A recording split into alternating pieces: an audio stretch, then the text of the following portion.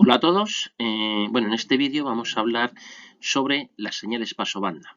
Son señales que se usan mucho en los sistemas de comunicaciones y, tienen su cierta complicación, pero también es verdad que existen unas herramientas especiales, que son las que vamos a presentar aquí, pues que nos van a permitir manejarlas con más facilidad, ¿no? Por empezar un poco por la definición, ¿no? ¿Qué entendemos por una señal pasobanda? Pues es una definición que se entiende en el dominio de la frecuencia, ¿vale? Entonces, hay que mirar solamente la parte de frecuencias positivas, ¿vale? Yo voy a hablar de la parte de frecuencias positivas. Evidentemente, todo lo que ocurra en frecuencias negativas, pues será simétrico, ¿no? Entonces, si miramos la parte del espectro de frecuencias positivas, pues vemos que existe una frecuencia mínima por debajo de la cual no hay componentes en el espectro, ¿no? Estoy mirando, digamos, la transformada de Fourier o la densidad espectral de potencia de la señal. Y como digo, pues hay una frecuencia mínima por debajo de la cual, es decir, hasta cero en frecuencias positivas, pues no existen componentes por debajo de esa frecuencia mínima ni por encima de una cierta frecuencia máxima, ¿no? De tal manera que toda la energía, toda la potencia de esa señal, pues está confinada, por así decirlo, en un cierto margen de frecuencias, en una cierta banda de frecuencias, de ahí el nombre, ¿de acuerdo?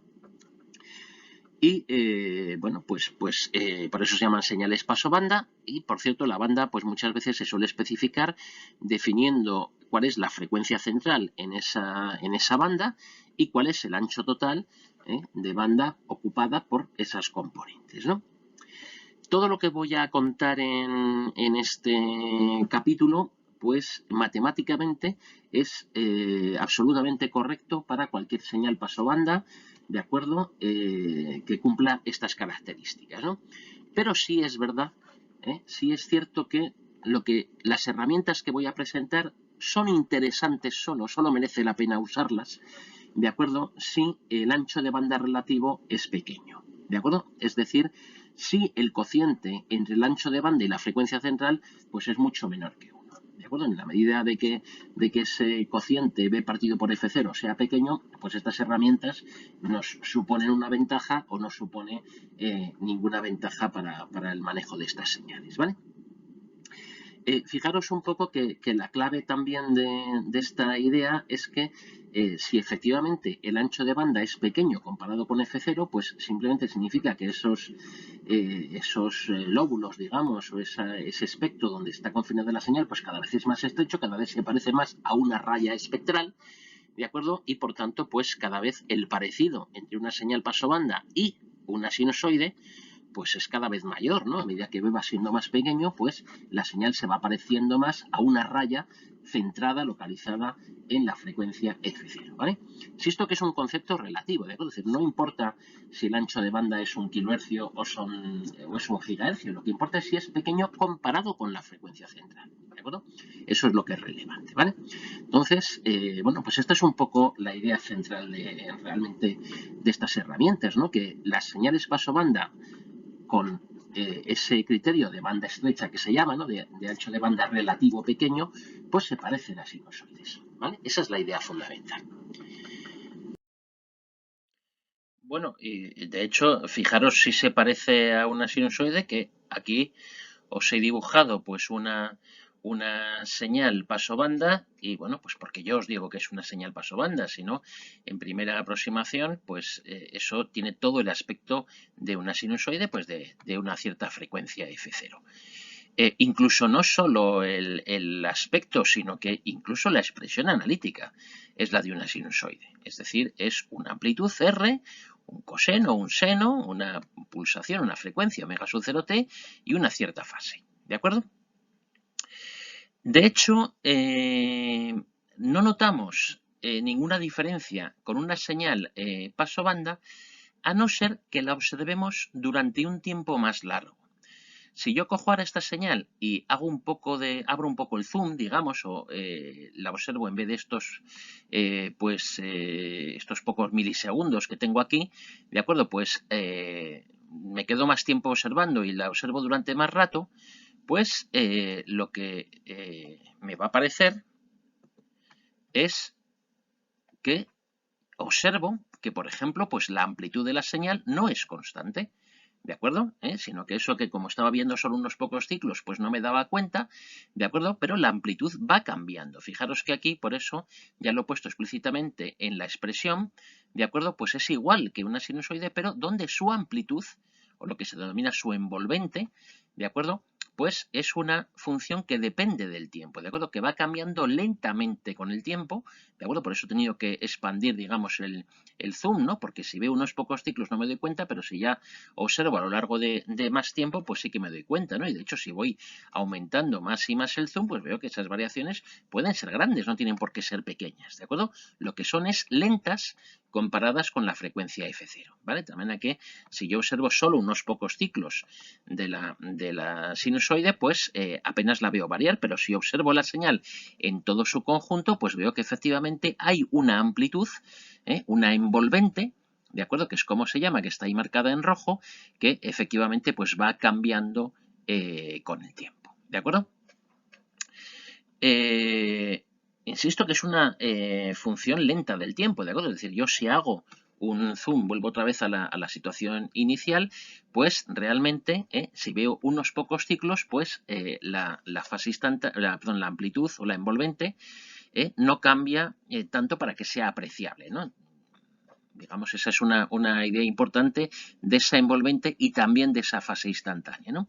De la fase no he hablado mucho porque visualmente no es tan fácil de observar, ¿no? Pero también le pasa lo mismo, ¿de acuerdo? La fase instantánea, ¿de acuerdo? Pues también es una función que depende lentamente del tiempo, que cambia lentamente con el tiempo. Lo que pasa, como digo, pues visualmente no es tan sencilla de observar, pero bueno, si lo mirásemos un poco con más detalle, con más atención, ¿de acuerdo? Pues veríamos que el efecto que produce esa fase phi de t que va cambiando con el tiempo, pues es que si midiésemos con precisión la duración de los ciclos, ¿de acuerdo? De esa sinusoide, pues observaríamos que no son exactamente igual de largos, no tienen exactamente el mismo periodo, digamos, pues en una cierta parte de la señal o en otra parte de la señal. Ese periodo de la señal pues va a ir cambiando lentamente con el tiempo, ¿de acuerdo? Bueno, pues en esto consiste una señal pasovante, ¿de acuerdo? Es una sinusoide, pero donde su amplitud y su fase instantánea, en vez de ser constantes, pues cambian con el tiempo. Cambian lentamente con el tiempo, en el sentido de que si yo miro solamente unos pocos ciclos, pues apenas el aspecto que tiene es el de una sinusoide normal y corriente, ¿de acuerdo? Normalmente en comunicaciones estas señales pasobandas son muy interesantes porque la información de voz, de datos, de lo que sea, ¿de acuerdo?, se monta, por así decirlo, sobre la envolvente y la fase instantánea, ¿de acuerdo? Es decir, es RDT y phi de t las que llevan la información y la sinusoide pues solo hace las veces de transportar esa información. De hecho, se la llama la portadora, ¿no? ¿De acuerdo? Bueno, otra cosa interesante de este planteamiento es que las señales pasobanda, al ser sinusoides, pues podemos emplear cosas que conocemos de las sinusoides, como por ejemplo los fasores, que ahora vamos a ver dentro de un momento, o también el cálculo de potencia, ¿vale? Nosotros para una señal sinusoidal, pues sabemos calcular la potencia que disiparía si se aplica sobre una resistencia de un ohmio, ¿de acuerdo? Y es pues un medio de la amplitud al cuadrado. Pues aquí sigue siendo exactamente lo mismo. La amplitud ahora se llama RDT, pero la potencia pues sigue siendo un medio de la amplitud al cuadrado, ¿de acuerdo?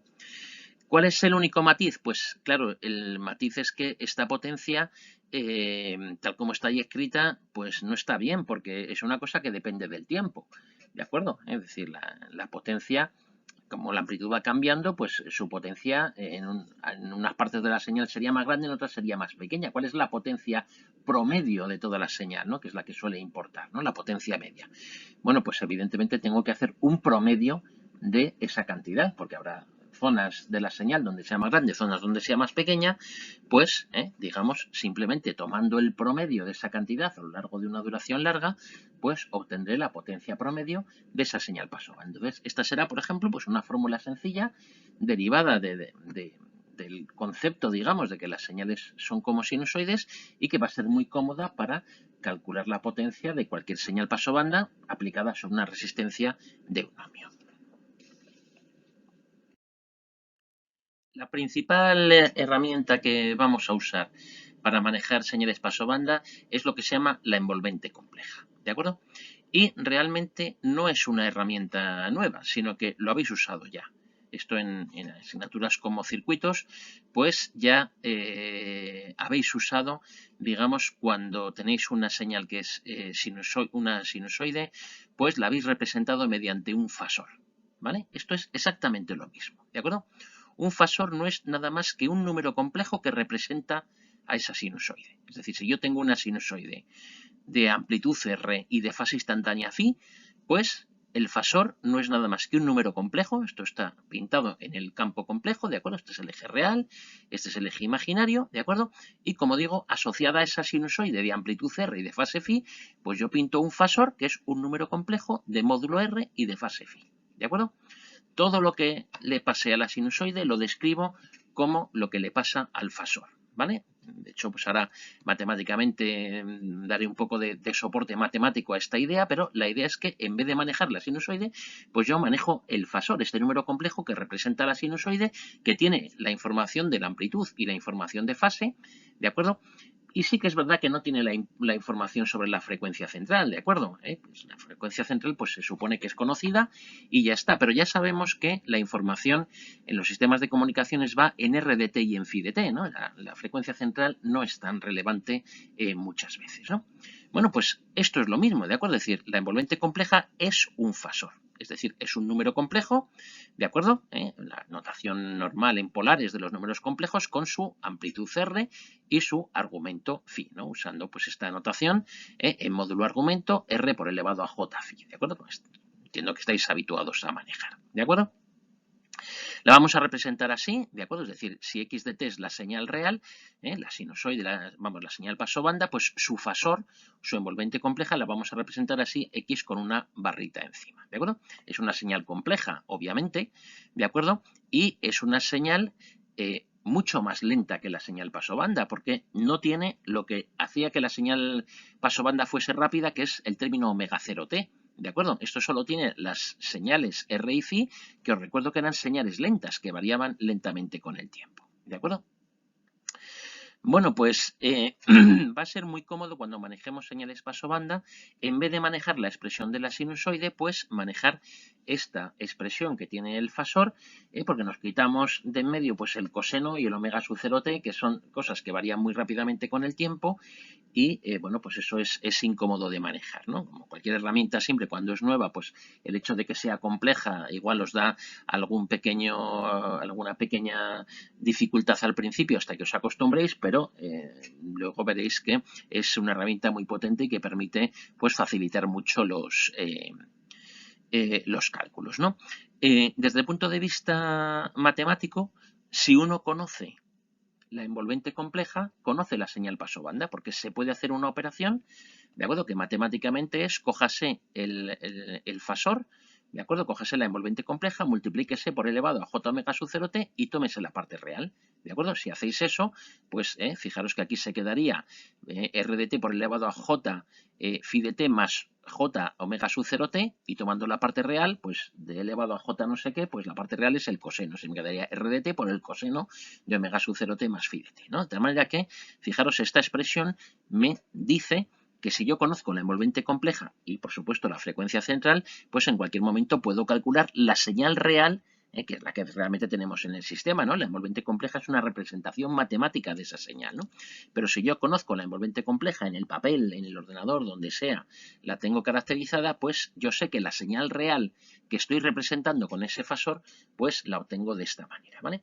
Esto simplemente es una expresión analítica, ¿no? Luego ya veremos en los, sobre todo cuando hagamos ejercicios y tal, que luego es mucho más fácil, ¿no? Porque lo que ocurre en la práctica es que si yo tengo una señal real, una señal, perdón, por ejemplo, tengo este fasor, esta envolvente compleja, r de t por elevado a j phi de t, pues si yo quiero escribir la señal real, pues la escribo de golpe, ¿no? Digo, es r de t por el coseno de omega sub 0t más phi de t, es decir, construyo una señal con la expresión general que tienen las señales pasobanda, una sinusoide, donde la amplitud es r de t y el argumento es phi de t, ¿no? No hace falta realmente hacer esta operación en la práctica, sino que el módulo es la amplitud instantánea y el argumento de ese complejo es la fase instantánea, y así directamente tienes la expresión matemática. Bueno, y una vez que uno tiene la envolvente compleja, pues ya puede hacer con ella todo tipo de cosas que uno hace con los números complejos. Por ejemplo, una cosa muy típica que se suele hacer, pues es también, en vez de representarlos en polares, pues pasarlo a formato cartesiano, ¿de acuerdo? Para algunas operaciones puede ser útil tenerlo en forma polar, para otras operaciones puede ser útil tenerlo en forma cartesiana. En concreto, por ejemplo, si se quieren hacer multiplicaciones o potencias o lo que sea, pues suele ser mejor usar la forma polar, pero si se quieren hacer sumas y restas, pues suele ser mejor hacerlo en forma cartesiana. Las operaciones normales que se hacen con complejos, ¿no? Entonces, si yo tengo la envolvente compleja, el fasor, de acuerdo, con su R y su phi, pues para pasarlo a parte real y parte imaginaria, pues utilizo las expresiones normales, ¿no? Lo proyecto sobre el eje horizontal, entonces la componente real que se llama componente en fase o parte real de la envolvente compleja, ¿de acuerdo? Es la componente en fase, pues es r de t por el coseno de phi, y la parte imaginaria que se la llama componente en cuadratura, pues se obtiene pues resolviendo este triángulo r de t seno de phi de t, ¿vale? O al revés, ¿de acuerdo? Es decir, si yo tengo la componente, la parte real y la parte imaginaria, pues puedo pasar a polares con las formas habituales como se pasa cualquier número complejo en formato polar a cartesiano y cartesiano a polar. ¿De acuerdo? De manera que estas no son fórmulas nuevas, son fórmulas conocidas, habituales, de pasar de cartesianas a polares un vector. Yo lo puedo manejar en formato polar con su envolvente y su fase instantánea, o en formato cartesiano con lo que se llama la componente en fase, que es la parte real, y la componente en cuadratura o la parte imaginaria, ¿vale? Hay que decir que normalmente ya se ha ido imponiendo con los años la nomenclatura anglosajona, y normalmente a la componente en fase se le llama componente I, ¿de acuerdo? I latina, que viene de in phase, ¿de acuerdo? Y a la componente en cuadratura pues se le suele llamar la componente Q, ¿no? Que viene de in quadrature, ¿de acuerdo? Bueno, pues es las componentes I y Q, o las componentes en fase y cuadratura, ¿vale? Bueno, si juntamos todo esto, pues os recuerdo también que, conocido este fasor complejo, ¿de acuerdo? Pues uno podía, digamos, recuperar la señal pasobanda sin más que coger este fasor complejo, multiplicarlo por elevado a j omega sub 0t y tomar la parte real.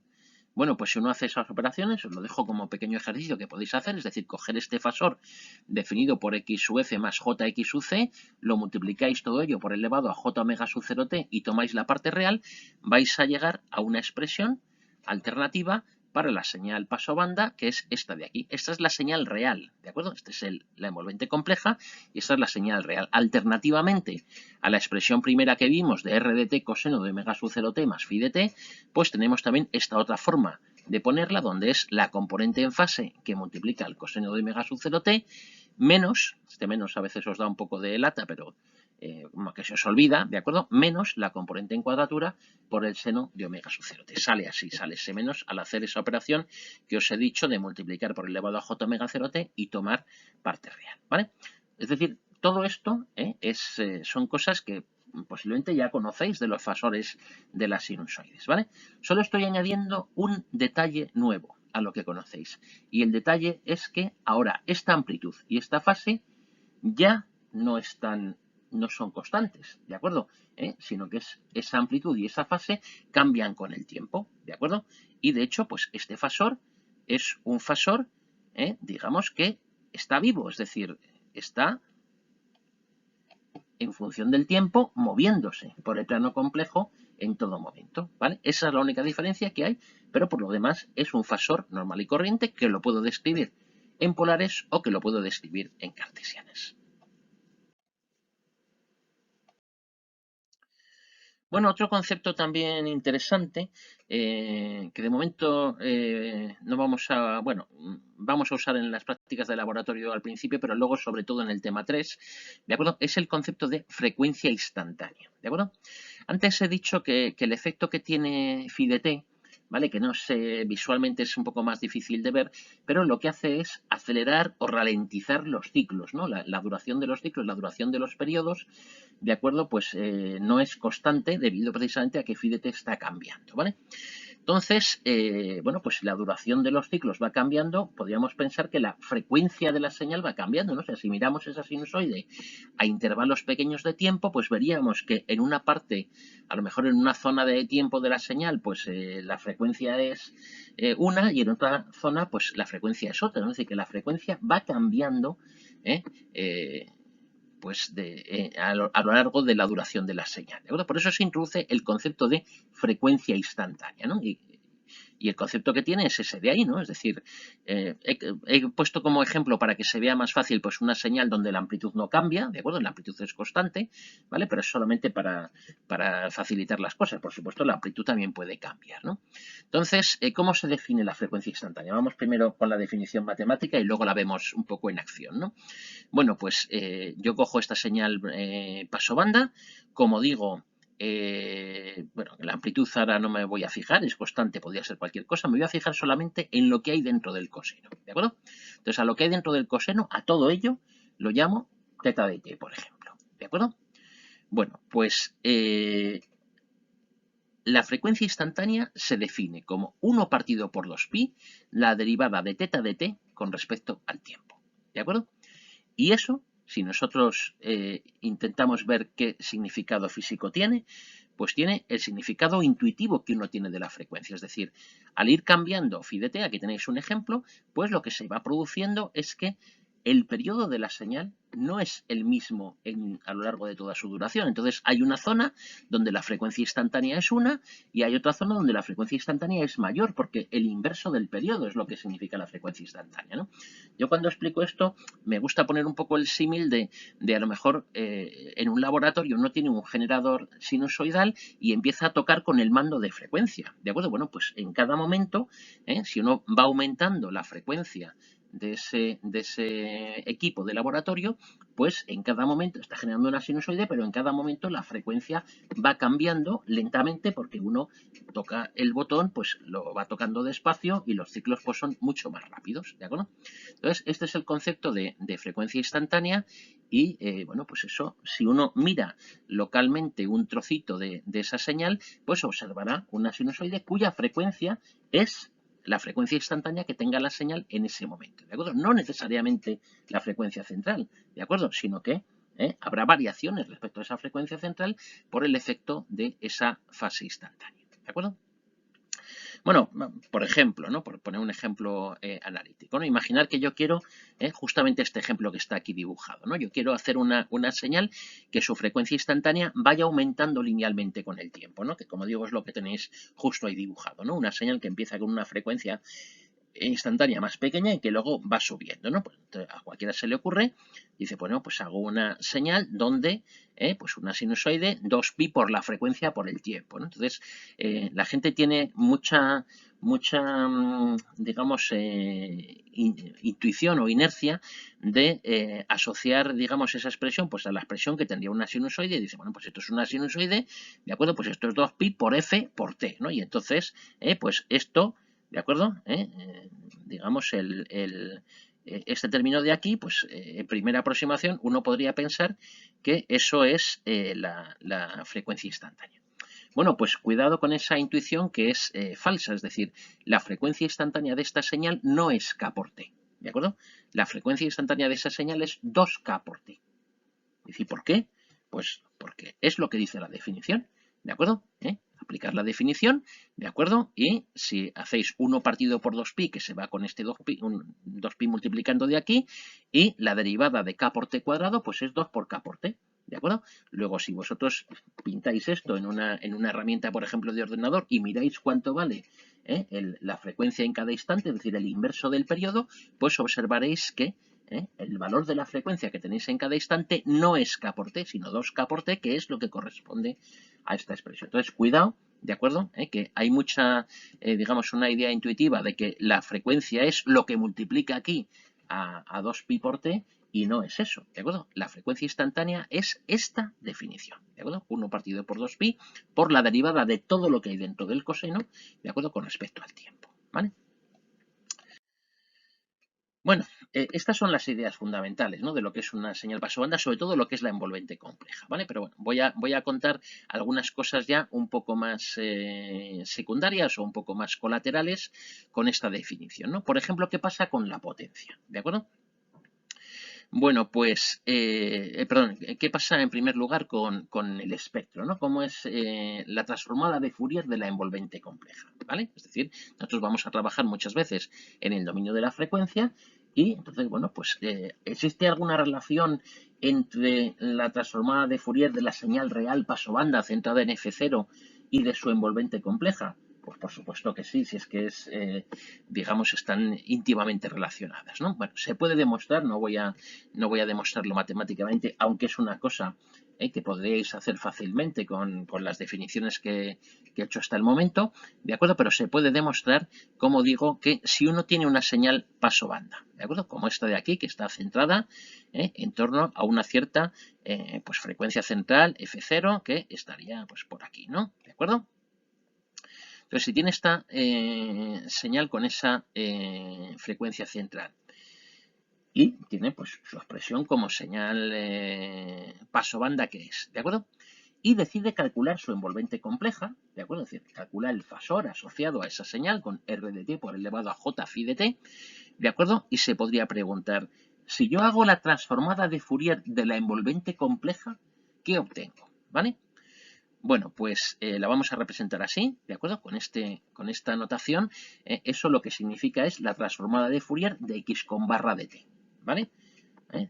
Entonces, que no es la envolvente compleja de la transformada de Fourier de f, es decir, primero se hace la envolvente compleja y a esa envolvente compleja se le hace su transformada de Fourier, ¿vale? Como digo, esa es la notación, eso es transformada de Fourier de x con barra de t. Bueno, pues esa transformada de Fourier es, cójase la transformada de Fourier original. Aquí está pintado el módulo, pero vamos, se aplica a toda la transformada de Fourier, ¿de acuerdo? Quédese solamente con la parte de frecuencias positivas, ¿vale? Eso analíticamente lo voy a representar con ese superíndice más, ¿de acuerdo? Ese superíndice más, lo que quiero decir con ese superíndice es que me olvido de la parte de frecuencias negativas, ¿de acuerdo? Me quedo solamente con la parte de frecuencias positivas, ¿vale? Entonces, cójase la parte de frecuencias positivas. Trasládese, desplácese f sub 0 hercios a la izquierda. Eso es lo que indica esta expresión de aquí, ¿de acuerdo? Es decir, al hacer f más f0, lo que implica es un movimiento hacia la izquierda de f sub 0 hercios, ¿vale? Y entonces se me queda ya no centrada en la frecuencia f0, sino que se me queda centrada en la frecuencia 0. La desplazo hacia la izquierda. Y además multiplicada por 2, ¿vale? Bueno, esto, como digo, pues no, simplemente lo estoy haciendo a nivel descriptivo, ¿de acuerdo? No es que se vea intuitivamente que va a ser eso, sino que matemáticamente, ¿de acuerdo? Es también un ejercicio que podéis hacer, ¿de acuerdo? Matemáticamente se puede demostrar, ¿de acuerdo?, que la transformada de Fourier de la envolvente compleja tiene estas características, ¿de acuerdo? Nosotros no vamos a pedir que lo sepáis demostrar, ¿de acuerdo? Pero sí que conozcáis esta propiedad, ¿de acuerdo? Es decir, que cuando nosotros estamos viendo la transformada de Fourier de una señal pasobanda, estamos viendo la transformada de Fourier de su envolvente compleja, pues tenemos que saber que realmente lo que estamos viendo es el doble de grande que la transformada de Fourier original, que lo estamos viendo en la frecuencia 0, cuando realmente sería en la frecuencia F0 y que solo estamos viendo la parte de frecuencias positivas, ¿de acuerdo? De tal manera que nosotros sabemos que el espectro real es este de la izquierda, ¿de acuerdo? Es decir, para tener el espectro de la señal real, pues se hacen las operaciones inversas, es decir, se traslada a frecuencia F0, se complementa con la parte de frecuencias negativas y se divide todo por 2, ¿vale? Entonces, digamos, viendo cómo es el espectro de la envolvente compleja, pues se sabe cómo es el espectro de la señal original, ¿vale? Primera cosa, ¿de acuerdo? Y segunda cosa, otra propiedad también que es, esta sí que, la segunda sí que es muy fácil de demostrar y también esa sí que os la dejo como ejercicio para que lo intentéis hacer porque es muy sencilla, ¿no? ¿Cuál es la potencia de una señal pasobanda? Pues ya lo hemos dicho al principio de este vídeo, ¿no? Es un medio del promedio de r cuadrado de t, ¿vale? Bueno, pues si a su vez r de t es la raíz cuadrada de la componente en fase al cuadrado más la componente en cuadratura al cuadrado, porque es, digamos, poniendo esa envolvente en función de las coordenadas cartesianas, pues es lo que vale por el teorema de Pitágoras, ¿de acuerdo? Pues vemos que eso es un medio de la componente en fase al cuadrado más un medio de la componente en cuadratura al cuadrado, ¿vale? O por la definición de lo que es la potencia, pues esto sería la potencia de la componente en fase y esto sería la potencia de la componente en cuadratura. Es decir, aquí tengo la suma de la potencia de la señal x sub f de t más la potencia de la señal x sub c de t. X sub f y x sub c, la componente en fase y la componente en cuadratura, son señales tan dignas como cualquier otra, ¿de acuerdo? Con su potencia y con todas sus propiedades. Pues hay una potencia de la componente en fase y una potencia de la componente en cuadratura, ¿de acuerdo? La envolvente compleja es la suma de la señal en fase y la señal en cuadratura, ¿de acuerdo? La parte real y la parte imaginaria, ¿de acuerdo? Y la potencia de un número complejo es la potencia de la parte real más la potencia de la parte imaginaria, ¿de acuerdo? Luego, todo lo que tengo aquí dentro es la potencia de la envolvente compleja de la señal, ¿de acuerdo? La suma de la potencia de la parte real más la potencia de la parte imaginaria, ¿de acuerdo? Y por tanto, la potencia de la señal real es la mitad de la potencia de la envolvente compleja. ¿De acuerdo? Es decir que cuando yo tengo una señal que tiene una cierta potencia de 3 vatios, por decir algo, ¿de acuerdo? Su envolvente compleja tiene una potencia de 6. ¿Vale? Es decir, la envolvente compleja es una herramienta, una señal ficticia que representa la señal real, pero que esa señal ficticia pues tiene una potencia que es el doble de la señal real que representa. Otra propiedad también pues que debéis conocer, ¿vale? Bueno, y más cosas así, como digo, ya un poco secundarias que se pueden también comentar. Por ejemplo, lo que se llama la potencia de pico, ¿de acuerdo? ¿Qué es la potencia de pico? Bueno, esta definición está, como dice aquí, suponiendo que la resistencia de carga fuese un ohmio, ¿no? Si fuese otra cosa, pues ya sabéis que simplemente hay que poner en el denominador, o sea, en vez de un medio, pues sería 1 partido por 2R, ¿no? Siendo R la resistencia de carga, ¿no? Bueno, pues la potencia de pico es esa definición, es decir, va asociada al valor máximo que tenga la envolvente, ¿vale? Por ejemplo, aquí es un ejemplo muy típico, ¿no? Una señal pulsada de radiofrecuencia, ¿no? Esta, por ejemplo, son las señales que emiten los radares, por ejemplo, ¿de acuerdo? Los radares que se usan pues, para ver dónde están los aviones o para aterrizar los aviones, etcétera, ¿no?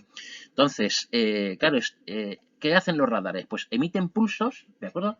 Una señal sinusoidal, pero que dura solamente unos pequeños tau segundos, ¿no? Unos pocos tau segundos. Y luego quedan un montón de tiempo pues esperando a escuchar los ecos, ¿no? Ellos emiten una señal, un radar, como sabéis, emite una señal y luego escucha, digamos, los rebotes que se producen, ¿no? Entonces, claro, mientras está mandando esta señal, la potencia que se está mandando por el transmisor, pues a lo mejor son muchos kilovatios, ¿de acuerdo? Pero la potencia promedio de la señal, pues a lo mejor son solo unos pocos vatios, porque hay mucho tiempo que no se está transmitiendo nada, ¿de acuerdo? Entonces, hay que distinguir entre la potencia de pico, que es la potencia cuando está transmitiendo y que va asociada al valor máximo de la envolvente, esta sería A, ¿no? La potencia que estaría transmitiendo. La potencia de pico es la potencia cuando está transmitiendo, ¿de acuerdo? Asociada al valor máximo que tiene la envolvente, que son esos avoltios, ¿de acuerdo? Mientras que la potencia promedio, pues es promediando todo esto a lo largo de todo el tiempo. Si hacéis unas cuentas elementales, pues enseguida os dais cuenta que si está, yo qué sé, transmitiendo 1 milisegundo y escuchando 1 segundo, pues la potencia media es la milésima parte solo de la potencia de pico. ¿De acuerdo? Entonces, bueno, pues hay muchos dispositivos, por ejemplo, donde a lo mejor un amplificador o una antena, lo que sea, donde, bueno, pues te dice el fabricante, dice, bueno, pues la potencia promedio que puede soportar esta antena son 10 vatios y la potencia de pico máxima que puede soportar pues son 100 vatios. Entonces, digamos, tienes que contemplar que hay unas limitaciones de potencia para ambas cosas, ¿de acuerdo? Pues concepto de potencia de pico que también nos aparecerá en algún momento, pues un poquito más adelante, en algunos ejemplos de sistemas de comunicaciones, ¿no? Más cosas que nos pueden aparecer, que nos van a aparecer, no que nos pueden aparecer, sino que con seguridad vamos a manejar, ¿no? El ruido, ¿no? El ruido también puede ser pasobanda, por supuesto, ¿vale? Es decir, si yo cojo un ruido blanco que está distribuido por todo el espectro electromagnético pero lo paso por un filtro pasobanda y solamente dejo pasar un poquito, digamos, de energía que está centrada en torno a una frecuencia F0, pues el ruido que sale de ese filtro va a ser una señal pasobanda también. ¿De acuerdo? Entonces, ¿qué tiene de especial? Pues nada, lo único que tiene de especial es que el ruido es una señal pasobanda más y por tanto tiene una envolvente y una fase instantánea. Por supuesto, como cualquier otra señal pasobanda, ¿de acuerdo? Una envolvente de ruido y una fase instantánea de ruido. Es una señal pasobanda como cualquier otra, ¿de acuerdo? Bueno, como cualquier otra no, porque tiene algunas peculiaridades, ¿no? Las peculiaridades que tiene es que la envolvente y la fase ahora van a ser señales aleatorias, ¿de acuerdo? En vez de ser señales perfectamente definidas, pues van a ser procesos estocásticos, ¿no? Van a ser unas señales que cambian, pues, aleatoriamente de experimento a experimento, de realización a realización, ¿vale? Por supuesto, se puede escribir en polares o se puede escribir en cartesiana, por supuesto, como cualquier otra señal pasobanda, exactamente igual, con su componente I y su componente Q, su componente en fase y su componente en cuadratura, recordad siempre con este menos asociado a la componente en cuadratura, ¿vale? Nuevamente, pues esta señal en fase y esta señal en cuadratura son también procesos estocásticos, son señales aleatorias, ¿vale? ¿Qué se suele usar más? ¿En polares o en cartesianas?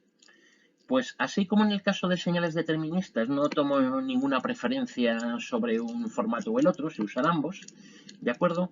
En el caso del ruido sí que voy a recomendar usar más habitualmente uno de los formatos. Y el formato que recomiendo más usar es el formato cartesiano, ¿de acuerdo?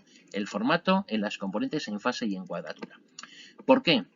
Porque, bueno, esto se estudia, cuando tenéis una asignatura sobre señales aleatorias, igual esto lo sabéis ya perfectamente, pero si se estudia este proceso estocástico, pues se descubre rápidamente que la señal N sub F de t, componente en fase, y la señal N sub C de t, componente en cuadratura, son procesos gaussianos independientes entre sí, ¿de acuerdo? Con exactamente la misma función de densidad de probabilidad, ¿de acuerdo? Los dos son gaussianos con media cero, con la misma desviación típica, ¿de acuerdo? Y, bueno, de hecho, con características muy similares en general, ¿vale?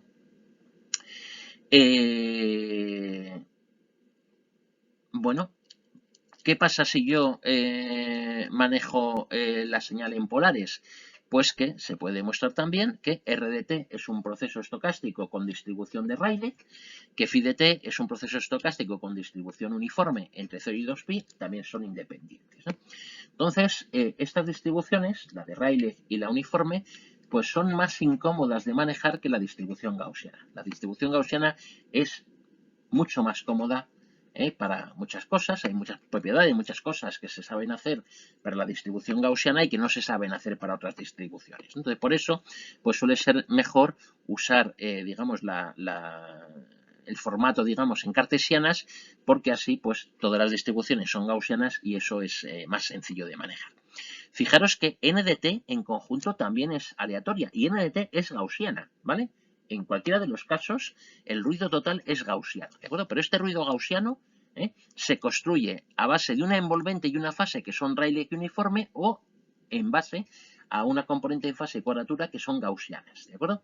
Pero el resultado total en ambos casos es el mismo. Estos son signos de igual. Luego el resultado total es la misma cosa y es un proceso que globalmente es gaussiano y que tendrá una potencia la que sea, ¿de acuerdo?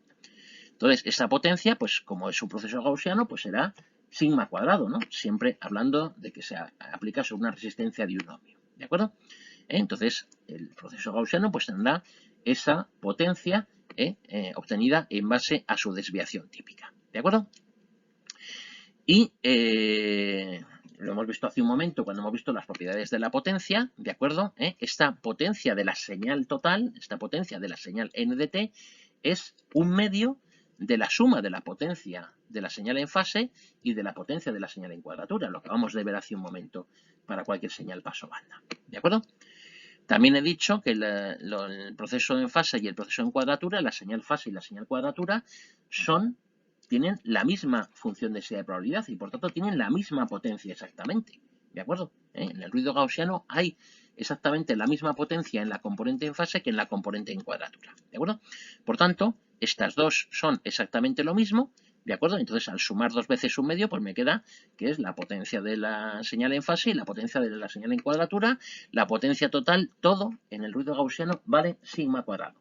La potencia de la señal total, la potencia de la componente en fase y la potencia de la componente en cuadratura, todas tienen el mismo valor. ¿De acuerdo? Sigma cuadrado, la que sea la potencia de ese ruido, ¿no? En función de pues, la densidad espectral de potencia de ruido, el ancho de banda, etcétera, la potencia de ruido que sea, pues coincide la potencia total con la potencia del ruido en fase con la potencia del ruido en cuadratura. ¿De acuerdo? Si usamos la distribución en polares, pues ya no sé. ¿De acuerdo? Es mucho más complicado de averiguar. ¿Vale? Bueno, y finalmente un último concepto que os quería también introducir, que es el concepto de filtrado equivalente paso bajo. ¿Vale? Es un concepto que, valga la redundancia, conceptualmente es sencillo, ¿de acuerdo? La idea que voy a contar es bastante sencilla, pero que luego, en general, la experiencia nos dice que os cuesta mucho ponerlo en práctica, ¿de acuerdo? Pero fijaros que la idea es muy, muy sencilla, ¿no? Yo he dicho, fijaros que voy a manejar las envolventes complejas para estudiar las señales paso-banda. Es decir, que cuando en un sistema yo tenga señales paso-banda, nosotros vamos a hacer muchos ejercicios donde haya un sistema con unos diagramas de bloques o lo que sea, y entonces uno tiene que ir mirando cómo son las señales que van viajando por esos diagramas de bloques, ¿no? Entonces vamos a tener distintos elementos y vamos a ir viendo qué le pasa a las señales, ¿no? Bueno, pues muchas veces, cuando tengamos señales paso-banda, lo que voy a ir dibujando en cada punto, voy a ir calculando en cada punto, es cómo es la envolvente compleja de la señal que hay en ese punto, porque he dicho que vamos a usar las envolventes complejas en vez de las señales para estudiar, digamos, este tipo de situaciones, ¿no? Entonces, vamos a comparar cómo se estudia un determinado bloque usando la señal real, tradicionalmente, como habéis hecho hasta ahora, ¿de acuerdo? Y cómo se haría usando la envolvente compleja. Y en particular voy a estudiar el caso de un filtro, ¿vale? Filtro es un elemento, un sistema lineal, ¿no? Es el elemento más típico que nos encontramos en los sistemas de comunicaciones, ¿no? Prácticamente todos son sistemas lineales, ¿no? Entonces, bueno, pues, ¿cómo estudiamos un sistema lineal como estamos acostumbrados a hacerlo? ¿Cómo lo habéis hecho en la asignatura de señales y sistemas? Pues la forma normal de hacerlo es en el dominio de la frecuencia, ¿de acuerdo? O sea, en la asignatura de señales y sistemas os habéis preocupado de estudiar la transformada de Fourier, ¿de acuerdo? Porque precisamente pues hay una operación que es la operación estrella, que es la operación de filtrado, ¿no? Donde la señal de salida se obtiene multiplicando la señal de entrada por la función de transferencia del filtro. Entonces yo tengo aquí un filtro, es un ejemplo que estoy poniendo, ¿de acuerdo? Tengo una señal de entrada de la que conozco, supongamos, su transformada de Fourier, ¿de acuerdo? De la señal x de t yo conozco x de f, su transformada de Fourier, del filtro yo conozco su ganancia en función de la frecuencia, ¿de acuerdo? Su transformada de Fourier, su función de transferencia, y yo calculo la señal de salida en el dominio de la frecuencia sin más que multiplicar, digamos, el espectro de entrada por la ganancia que tengo en cada componente, ¿vale? Y así, multiplicando frecuencia a frecuencia, de acuerdo, la componente que tengo a la entrada por la función de transferencia en esa frecuencia, pues obtengo el espectro de salida, que es tanto como decir que tengo la salida, porque si tengo la transformada de Fourier, conociendo la transformada de Fourier, conozco la señal, ¿vale? Bueno, ¿qué pasa si yo tengo la envolvente compleja? Bueno, pues si yo tengo la envolvente compleja, vamos a recordar cómo es la envolvente compleja en el dominio de la frecuencia. ¿De acuerdo? En vez de tener esta señal que está centrada en la frecuencia cero, bueno, perdón, aquí no he dibujado la parte de frecuencias negativas, pero es que es exactamente lo mismo. ¿Para qué la voy a dibujar? Si es repetir lo mismo, ¿no? Evidentemente está, porque los espectros de las señales reales son simétricos, ¿de acuerdo? Pero no hace falta dibujarla, porque es exactamente lo mismo, ¿vale? Entonces, si yo paso a envolventes complejas, pues la diferencia es que ya no hay digamos, una parte simétrica, sino que me he quedado solamente con la parte de frecuencias positivas y la he trasladado a cero, ¿de acuerdo? Entonces he cogido esta parte que estaba en F0 y la he trasladado a cero, ¿vale? También se ha multiplicado por 2, pero eso es bastante irrelevante, ¿de acuerdo? Sé que muchas veces esa historia de que se multiplica por 2 os preocupa mucho, pero no tiene importancia, ¿de acuerdo? Lo relevante es que en vez de estar en frecuencia F0, pues está en frecuencia 0, ¿de acuerdo? Bueno, pues si yo quiero reproducir esta operación de filtrado, que es una operación de multiplicar por la función de transferencia, lo que tengo que hacer es multiplicar por una réplica de este filtro, pero también desplazado a frecuencia cero, para que me dé exactamente el mismo resultado, ¿vale? Entonces, fijaros que lo que tengo aquí en la columna de la derecha es exactamente lo mismo, si esto lo he hecho haciendo control C, control V cuando he hecho la transparencia, ¿de acuerdo? Es lo mismo, exactamente, solo que he cambiado donde aquí ponía F0, aquí he puesto 0. Eso es lo único que he cambiado al hacer el dibujo, ¿de acuerdo? Porque es la misma operación, solo que referida a la frecuencia 0. Es decir, en vez de, si queréis, en vez de poner aquí, aquí pongo la frecuencia central y aquí pongo, si queréis, offset respecto a la frecuencia central o desviación respecto a la frecuencia central, si es lo mismo, ¿de acuerdo? Lo único que he puesto mi eje de frecuencias, que a esta la llamo ahora frecuencia 0. Esa es la única cosa que ha cambiado. Entonces cojo la señal original, la multiplico por este filtro que está desplazado a la frecuencia 0 y tengo la señal de salida. Bueno, pues a este filtro desplazado a la frecuencia 0, que es el original, solamente la parte de frecuencias positivas y desplazado a la frecuencia 0, pues se le llama filtro equivalente paso bajo. Y eso es todo, ¿de acuerdo? Y entonces, uno, si analiza la señal sin usar la envolvente compleja, pues la operación que está haciendo es que tiene una señal X de T, la pasa por un filtro H y obtiene una señal de salida Y de T. Si uno quiere hacer esta operación usando envolventes complejas, pues dispone de la envolvente compleja de la señal de entrada, ¿de acuerdo? Lo hace pasar, hace la operación de filtrado con el filtro equivalente paso bajo, es decir, pasa la señal X con barra de T, la pasa por este filtro equivalente paso bajo y como resultado obtiene la envolvente compleja de la señal de salida. Y entonces puede analizar esta operación de filtrado trabajando con envolventes complejas. Simplemente que lo único que tiene que hacer es que en vez de pasar por el filtro paso banda, pasa por un filtro paso bajo que es el original, como digo, el equivalente paso bajo es el original solamente en la parte de frecuencias positivas y desplazado F sub 0 versus a la izquierda. Y ya está, eso es el filtro equivalente paso bajo. ¿Vale? Fijaros, hay un pequeñito detalle que también, como digo, os lía mucho, pero que, insisto, no es importante, y es que, fijaros que los espectros de las señales se multiplican por 2, ¿de acuerdo? Es decir, esta señal que tiene amplitud A, aquí su envolvente compleja tiene un espectro de 2A, y esta igual, ¿de acuerdo? Sin embargo, el filtro no, ¿de acuerdo? Es decir, no es la envolvente compleja del filtro, no, es el filtro equivalente paso bajo. Es otra cosa muy parecida, pero, digamos, las funciones de transferencia no se multiplican por 2. Las señales sí se multiplican por 2, pero las funciones no. Pero, insisto, no quiero hablar más de eso porque no es tan importante, ¿vale? Lo importante es la operación de traslación en frecuencia. Esta es una operación que se hace en la frecuencia F0 y esta es la misma operación que se hace exactamente lo mismo, pero donde el eje de frecuencias lo he pasado a 0. Eso es el filtro equivalente paso bajo, no es otra cosa. Lo que pasa es que luego, a la hora de ponerlo en práctica, pues por lo que sea, tenéis muchos problemas, ¿de acuerdo? Para hacerlo. Entonces, fijaros que es una idea sencilla y haremos algún ejemplo, ¿vale? Bueno, y precisamente por hablar de ejemplos, pues aquí para acabar os planteo algunos ejercicios para que hagáis en casa. No los voy a hacer, ya voy a acabar el vídeo, ¿de acuerdo? Pero sí que voy a dar algunas ideas para hacerlos, simplemente pues para que los podáis abordar, ¿no? Son ejercicios típicos de señales paso banda, ¿no? Por ejemplo, dice, sea esta señal que es paso banda, dice, determinar su envolvente compleja respecto a la frecuencia F0, ¿vale? Por cierto, bueno, no lo he dicho, me ha venido ahora a la memoria. A veces la gente se preocupa mucho también, dice, pero la frecuencia F0, cuando yo veo un espectro ahí que no es simétrico y tal, ¿cuál es esa frecuencia? ¿Es donde está el máximo? ¿Es justo el punto medio? ¿Es no sé qué? Esto igual os va a sorprender, pero es la que vosotros queráis, ¿de acuerdo? Es decir, cuando hagáis una señal paso banda, vosotros elegís cuál es la frecuencia F0 con respecto a la cual vais a expresar la señal. Es absolutamente libre, aunque esto os sorprenda. ¿De acuerdo? Entonces, vamos, no os preocupéis por eso, que, insisto, no tiene por qué ser ni el punto máximo, ni el punto medio, ni nada, sino que una que esté por el medio, más o menos, vale. ¿De acuerdo? Elegís una frecuencia F0 respecto a la cual estudiar esas señales y ya está. Y es válida, escojáis la que escojáis, ¿vale? Bueno, volviendo a este ejemplo, dice, si se quiere expresar como una señal paso banda respecto a F0 y se pide su envolvente compleja, pues ¿qué tengo que hacer?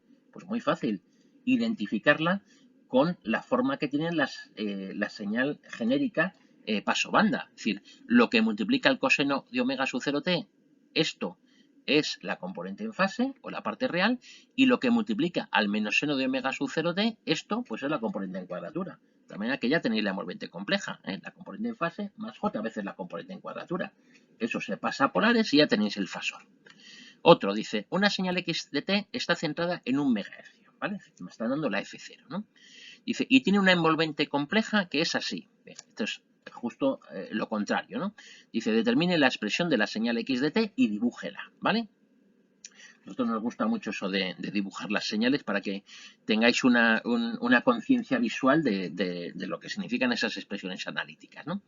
Entonces, si yo veo esa envolvente compleja, pues veo que tiene, digamos, una parte, está escrita de forma un poco tendenciosa, pero eso es e elevado a menos t cuadrado, que es real, ¿de acuerdo? Eso no lleva j, ¿de acuerdo? Es un término de amplitud elevado a menos t cuadrado por elevado a j, 2000 pi por t, que es un término de fase, ¿de acuerdo? Entonces, es una señal, ¿de acuerdo? Donde la señal real que representa pues es la r de t, el término elevado a menos t cuadrado es r de t, ¿de acuerdo? Por coseno de omega sub 0t, que omega sub 0 pues es 2pi por 1 megahercio, ¿de acuerdo? Y la fase instantánea sería 2000 pi por t, ¿de acuerdo? Si escribís esa expresión, pues veréis que la fase, al ser linealmente con el tiempo, pues resulta que se asocia con la frecuencia y se puede escribir como una sinusoide única y simplemente que tiene una amplitud que va decreciendo y que es muy fácil de dibujar, ¿vale? El apartado 3, en este caso el ejercicio 3, ¿de acuerdo? Es una señal en la que nos la dan en el dominio de la frecuencia, ¿de acuerdo? Nos dicen cómo es la transformada de Fourier de la envolvente compleja, ¿no? Y que resulta que es pues una sinc, ¿vale? Bueno, o una sinc al cuadrado en este caso, ¿no? Bueno, si fuera una sinc, ya sabéis que es la transformada de un pulso rectangular, ¿de acuerdo? Si es una sinc al cuadrado, pues es la transformada de un pulso triangular, ¿vale? Tenéis en el formulario de la asignatura, pues tenéis un poco digamos, o sea, en el Moodle tenéis el formulario oficial de la asignatura y hay una tabla, digamos, de transformadas de Fourier, ¿no? Entonces, esto representa la envolvente compleja de esta señal, porque tiene esta transformada de Fourier, es una señal triangular, ¿de acuerdo? ¿Cómo será la transformada de Fourier de la señal real? Pues lo que he dicho, hay que desplazarla a la frecuencia f0, desplazarla a la frecuencia menos f0 y dividirla por 2. Eso es todo, ¿vale? ¿Y cómo será digamos, en el dominio del tiempo? Pues muy fácil. Si yo sé que la envolvente compleja es una señal triangular, ¿de acuerdo? Y es puramente real, es decir, no tiene componente en cuadratura, pues la señal será la componente en fase por el coseno de omega sub 0t, un triangulito por el coseno de omega sub 0t, pues también muy fácil de dibujar y, digamos, es exactamente igual que la que apareció en el problema número 1 del tema 1 del primer día casi de curso, ¿de acuerdo? Muy sencillo también. Y finalmente, pues en el apartado 4 tenemos aquí que determinar la potencia de una cierta señal, ¿de acuerdo? Pues simplemente hay que usar la definición de que la potencia de una señal pasobanda pues es un medio del promedio de la envolvente al cuadrado, ¿de acuerdo? Y la envolvente al cuadrado es la componente en fase al cuadrado más la componente en cuadratura al cuadrado. Os recuerdo que la componente en fase es lo que multiplica el coseno, la componente en cuadratura es lo que multiplica el menos seno, entonces, bueno, pues nada, se plantean las expresiones, se pone la señal número 1 al cuadrado, la señal número 2 al cuadrado, se hacen los promedios y ya está, se hace y no tiene mayor misterio, ¿no? Puedo decir así a ojo a ver si lo hago bien. Estos serían 4 por 4, 16, 16 y 3, 19, creo que salen 19 medios así a bote pronto. ¿De acuerdo? Lo hacéis, ¿de acuerdo? Son ejercicios un poco para practicar todos estos conceptos. Y nada más, nos vemos en clase.